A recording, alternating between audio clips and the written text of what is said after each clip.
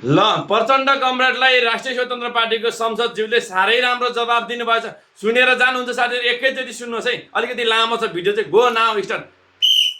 सामान सिमानामा बस्ने गरिब मधेसीहरूले ल्याए भनेर त्यसलाई रोक्न खोज्नु र एउटा चित्र मैले देखेँ। 1 दर्जन केरा ल्याउँदा सुरक्षा प्रहरीले कर तिर्नुपर्छ भनेपछि त्यो केरालाई लात्ताले हानेर फालेको दृश्य कम दर्दनाक छैन। सीमा पारीबाट 1 दर्जन केरा ल्याउन नपाएको चिन्ता गर्नुभन्दा गरिब नेपाली किसानले त्यही मूल्यमा केरा बेच्न नपाएका चिन्तन गर्ने हो कि के साँझ बिहान छाक टार्न दैनिक जीवन गुजारा गर्न सीमा पारीबाट सामान ल्याएकै कारण नउठेको हो त राजस्व? पारीबाट 1 दर्जन केरा ल्याउनु 1000 जनाले 1000 दर्जन ल्याउनु पनि हो र 1 दर्जनको 50 रुपियाँ हिसाब गर्दा 50,000 हो। त्यति नै नेपाली किसानको केरा बिक्ने हो भने 50 जना किसानको एक दिनको 1000 कमायो। यतिले किसानको गुजारा मात्र चल्दैन, 50,000 नेपालको व्यापार घाटा कम गर्दछ।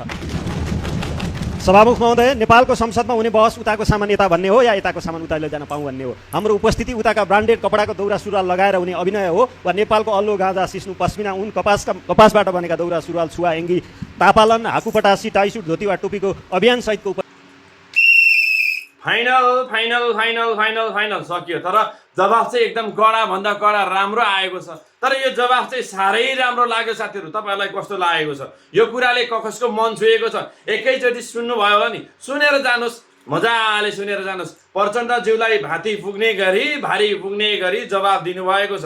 हो यही कुरा हो। आज 50 रुपियाँको केरा भाउ बढो ल्याउँदै गर्दा, त्यहाँ मधेसी जनजातिले ल्याउँदै गर्दा, जहाँ अब प्रहरीलाई कर तिर्नु पर्यो, यो तिर्नु पर्यो, त्यो तिर्नु पर्यो भन्नुभन्दा पहिला उहाँले भन्नुभयो जस्तो आज 50 रुपियाँको केरा 50 जनाले 50,000 ल्याइदियो भने कति हुन्छ?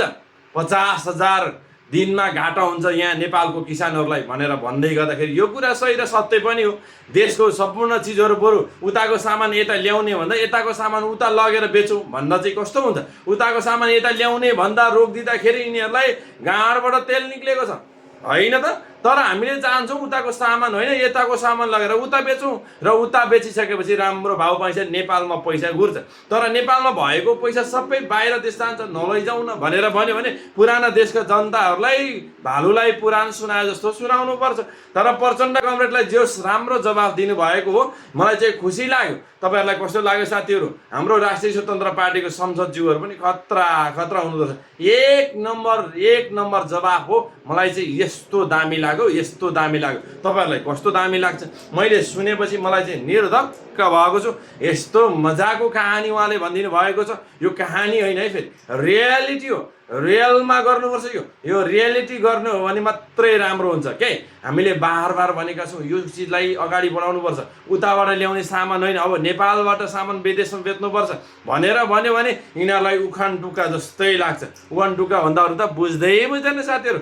हस् त, नमस्ते, जय होस् प्रचण्डको नाम।